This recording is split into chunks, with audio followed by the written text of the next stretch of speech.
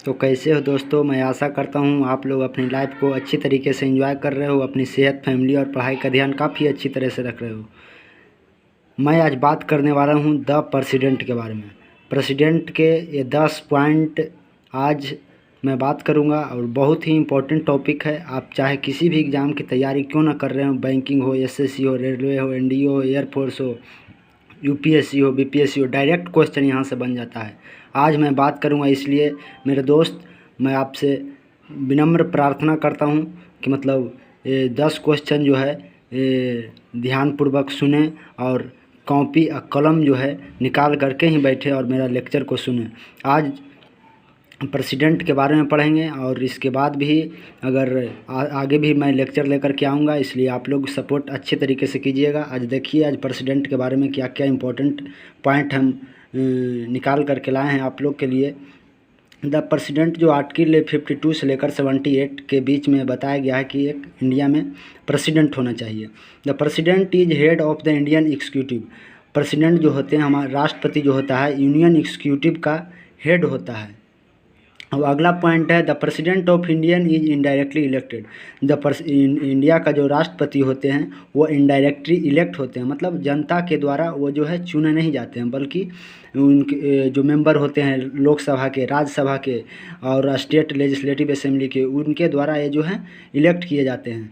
और अब अगला पॉइंट है be a citizen of India, मतलब वही व्यक्ति जो है इंडिया का राष्ट्रपति बन सकता है जो इंडिया का सिटीजन हो, उसके पास भारतीय नागरिकता हो। अगला पॉइंट है have completed the age of the 35 year. वही जो व्यक्ति जो है जो राष्ट्रपति बन सकता है जिसका एज 35 ईयर कंप्लीट 35 ईयर जो है कंप्लीट हो जाना चाहिए। अब अगला पॉइंट है the president is term of the office is 5 year. जो प्रेसिडेंट का जो है कार्यकाल होता है, टाइम पीरियड जो होता है 5 साल का होता है। President can submit resign in the writing under the head of the vice president of India. अगर प्रेसिडेंट जो है रिजाइन देना चाहते हैं, अपने पद से त्याग पत्र देना चाहते हैं, तो वो किनको देना चाहेंगे? वाइस प्रेसिडेंट जो भारत के उपराष्ट्रपति होते हैं उनको। अब अगला पॉइंट है the Indian president is head of the state and he has also call the first citizen of India. जो इंडियन प्रेसिडेंट जो होते हैं, भारत के राष्ट्रपति जो होते हैं, उनको हम लोग भारत के प्रथम नागरिक कहते हैं। अगला पॉइंट है the he should qualify the condition to be the elected as the member of the Lok Sabha. वही जो है राष्ट्रपति बन सकता है जो लोकसभा का मेंबर इलेक्टेड होने की उसमें क्षमता होनी चाहिए। अब अगला पॉइंट है the nominated 12th member of the Rajya Sabha and 2 member of the Lok Sabha. President जो होते हैं 12 मेंबर जो हैं राज्यसभा के लिए इलेक्ट करते हैं, नॉमिनेटेड करते हैं, और 2 मेंबर जो होते हैं लोकसभा के लिए नॉमिनेटेड करते हैं। अगला पॉइंट है इमरजेंसी पावर। अब प्रेसिडेंट के पास इमरजेंसी पावर होता है। ये जो है सबसे नीचे वाला पॉइंट जो है बहुत ही इम्पोर्टेंट है, इसलिए हम लोग अंडरलाइन कर दिए हैं, इसको आप नोट कर लेना।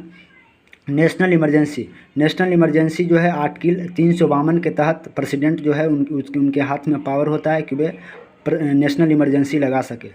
अब प्रेसिडेंट रूल जो है आर्टिकल 365 के तहत लगाया जाता है, और फाइनेंशियल इमरजेंसी आर्टिकल 360 डिग्री के तहत लगाया जाता है। अब नेशनल इमरजेंसी किस कंडीशन में लगता है, मतलब जब किसी भी अगर हमारे देश पर बाहरी अगर किसी देश का आक्रमण हो गया, युद्ध का स्थिति बन गया, तो प्रेसिडेंट जो होते हैं आर्टिकल 352 के तहत नेशनल इमरजेंसी की घोषणा कर सकते हैं। प्रेसिडेंट रूल तब लगता है जब अब ऐसा स्थिति बन जाए कि मतलब किसी भी पार्टी का स्टेट लेजिस्लेटिव असेंबली में बहुमत नहीं मिले, या राज्य सरकार जो है केंद्र सरकार की बातों का उल्लंघन कर रहा है, तो ऐसी स्थिति में प्रेसिडेंट रूल लगाया जाता है। फाइनेंशियल पावर तब लगता है, इमरजेंसी तब लगता है जब देश में वित्तीय स्थिति गड़बड़ हो जाए। उस स्थिति में आर्टिकल 360 डिग्री के तहत प्रेसिडेंट जो हैं फाइनेंशियल इमरजेंसी की घोषणा करते हैं। Thank you. जय हिंद, जय भारत।